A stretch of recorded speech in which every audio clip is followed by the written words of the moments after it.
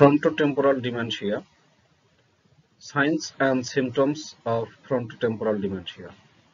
Frontotemporal dementia (FTD) is an early onset disorder that mostly occurs before the age of 65 but can begin earlier, and in 20% to 25% of cases onset is later.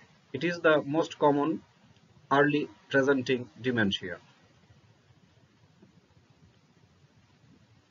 The International Classification of Diseases recognizes the disease as causative to disorder affecting mental and behavioral aspects of the human organism.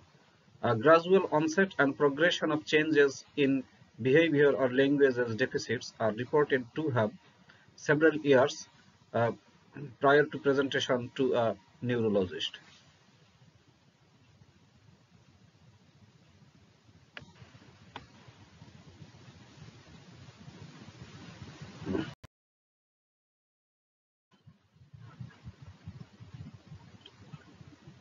Subtypes and related disorders.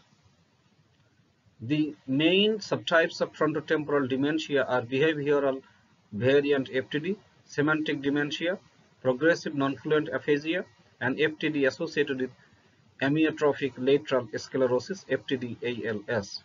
Two distinct rare subtypes are neuronal intermediate filament inclusion disease and basophilic inclusion body disease. Related disorders are corticobasal syndrome and progressive supranuclear palsy.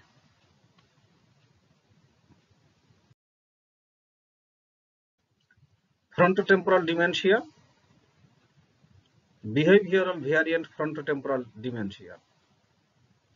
Behavioral variant frontotemporal dementia (BVFTD) was previously known as Pick's disease and is the most common of the FTD types.